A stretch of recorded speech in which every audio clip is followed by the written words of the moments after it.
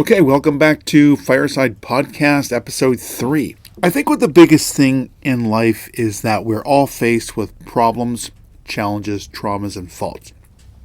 But nobody ever prepares you for those, right? We're not actually sat down as we age and told, all right, you're going to have a certain amount of problems, traumas, challenges, and faults. And those are all slightly different. We come into this world with a series of faults that we have to deal with because we're imperfect. And nobody ever sits down and says, okay, so here are some of your weaknesses.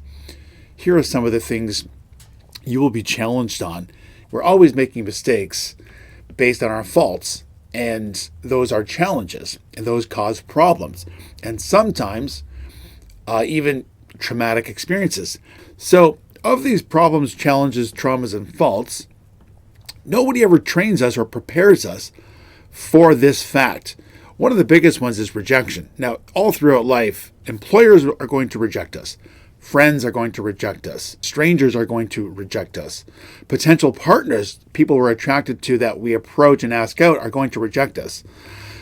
Publishers are going to reject us. Viewers, audience members. And yet we're never prepared for this big, painful experience called rejection, which is recurring, it's painful, and it causes trauma. And then it also discourages us from taking chances, experimenting, trying new things. So the more rejection or the more pain we experience, the less likely we want to re-experience those feelings. Good experiences don't need to be prepared for. Healthy experiences, happy experiences, peaceful, harmonious experiences. We do, however, need to be prepared for those experiences that cause us to question ourselves, to self-doubt, to lose confidence, to lose faith in ourselves or humanity, or that prevent us from continuing to grow and try new things. So we should be told as children, your friends are going to, at some point, hurt your feelings in certain ways, either directly or behind your back. You are going to be rejected a certain amount of times in your life. You are going to lose. You're going to lose games. You're going to lose arguments. You're going to lose out. You're going to be overlooked. You're going to be taken advantage of. You're going to be violated. You're going to be destroyed. You're going to be the object of scorn. I would ask parents to sit your children down, and instead of trying to facilitate for them a perfect life, sit them down and prepare them for these life experiences so that they're stronger and that they're not afraid and that they expect a certain amount of trauma. They expect a certain amount of hurt and pain. They expect a certain amount of rejection.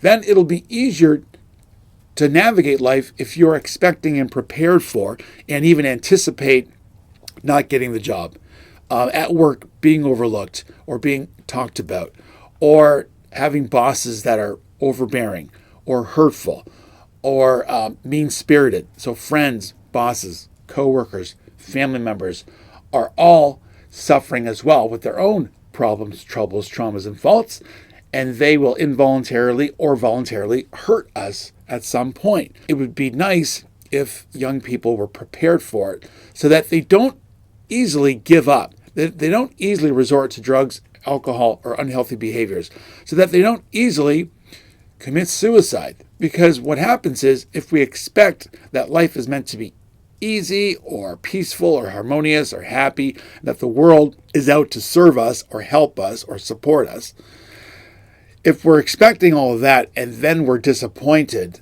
we are angered or we are resentful then towards human beings, because the world is comprised of humans and life is comprised of interacting with humans. When we are a victim of human behavior, then we will be prepared and stronger, and we will expect a certain amount of that.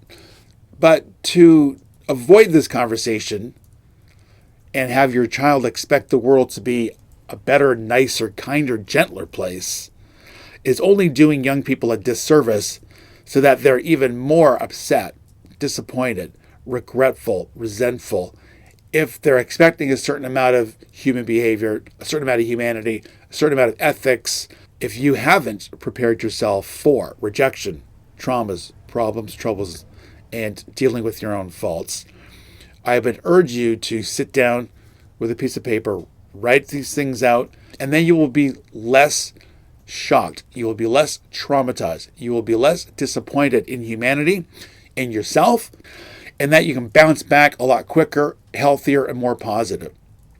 Because it's easy to get discouraged. It's easy to get depressed. It's easy to give up. It's easy to lose faith in yourself and humanity. But that's not what we're here for. If we begin to cultivate a resentment towards ourselves or humanity or God, then we just go through life with a chip on our shoulder, always fearful of the next situation, the next person, the next rejection, always fearful. And that's what keeps a lot of people from pursuing dreams, pursuing people, pursuing lifestyles, because they are more afraid of the pain that's associated with not achieving goals, dreams, or people. So be prepared for problems, troubles, traumas, and your own faults. And then just remain at peace with an equilibrium, knowing that if God loves you a certain amount, then you should love yourself that certain amount, even given your faults, right? So God loves us immensely and eternally, given our faults and mistakes. So if God loves you a certain amount, given all of your shortcomings, then it's disrespectful if you don't show the same love towards yourself. And it reassures you that obviously you're expected to love yourself, given all of your own faults, shortcomings, weaknesses. Brace up, arm yourself, prepare for the worst, expect to be mistreated, expect to be rejected, expect to be broken up with, expect challenges, and you'll be able to handle them with a lot more aplomb, a lot more confidence, and peace when you don't achieve those goals, when you are mishandled, when you do fall short, when you are rejected. And that's it.